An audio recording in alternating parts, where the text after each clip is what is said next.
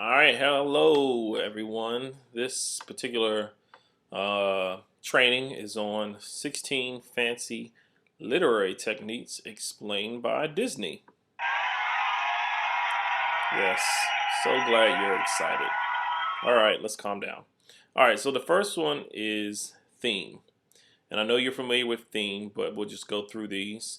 Um, a common thread or repeated idea that is incorporated throughout a literary work. So, for example, true love conquers all is the main theme of Sleeping Beauty. Number two, symbolism.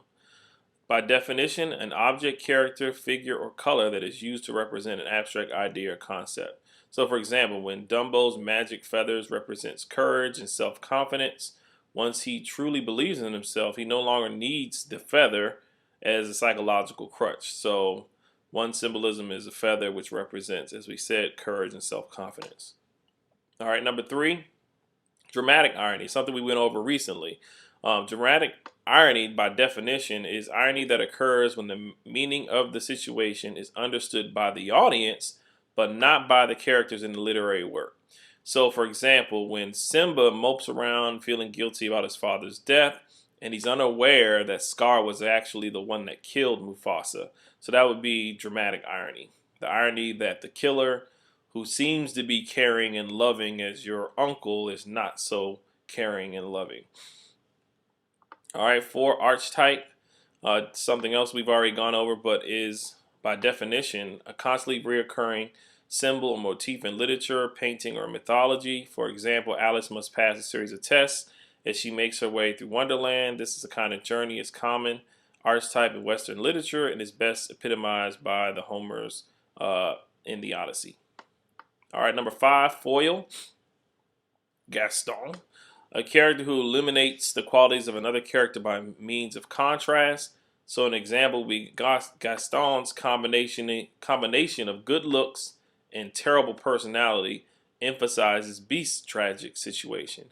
The former is a monster trapped inside a man, and then the latter is a man trapped inside a monster. So that's foil. Six, allusion. Definition: a brief reference in a literary work to a person, place, or thing, or passage in another literary work, usually for the purpose of associating the tone or theme of one work to the other. So, for example, in The Humpback of Notre Dame, the gargoyle Levine tells a flock of pigeons to fly, my pretties, fly.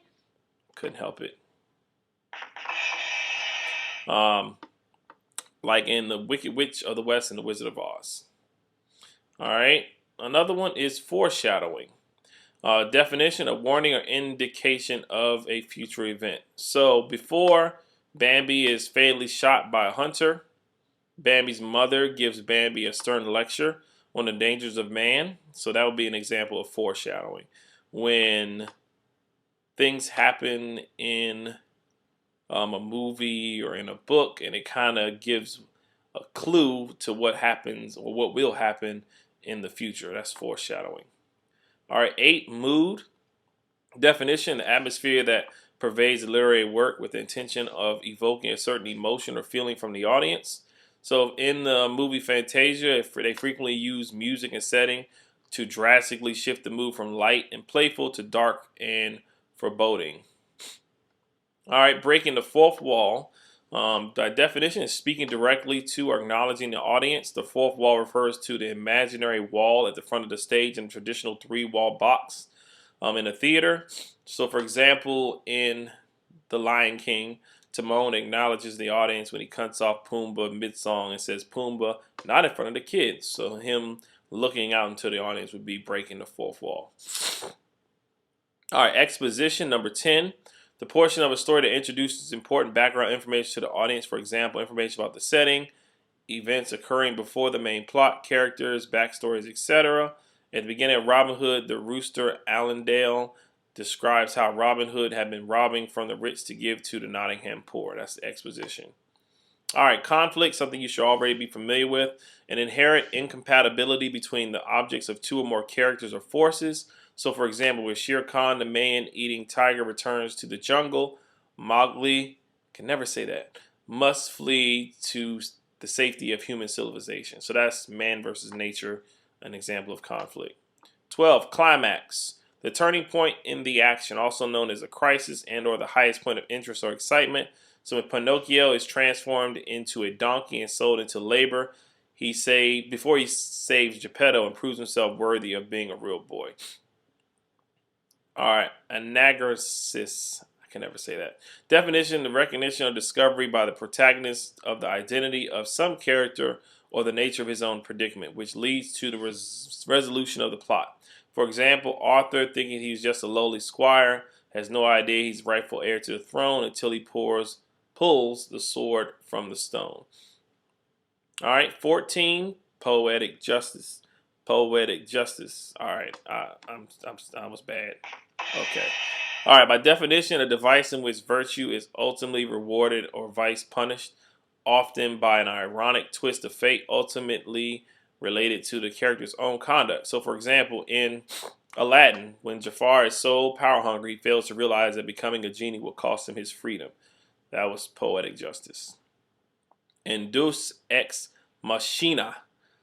Definition: an unexpected power or event saving a hopeless situation, especially as a plot device in a play or novel. From the Latin, a god from a machine. Example: Snow White and the Seven Dwarfs. The evil queen is about to kill the dwarfs when a bolt of lightning comes out of nowhere, knocking her off the mountain to her death. And the last one, denouement.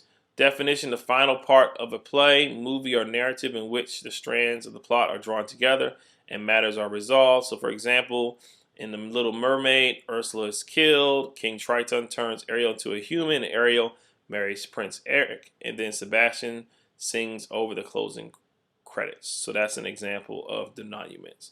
So hopefully you understand these various literary devices. We will be using these literary devices to kind of identify them in the novels that you've been reading. So be prepared to have a complete understanding and apply these to your own novels. All right, until next time, peace out.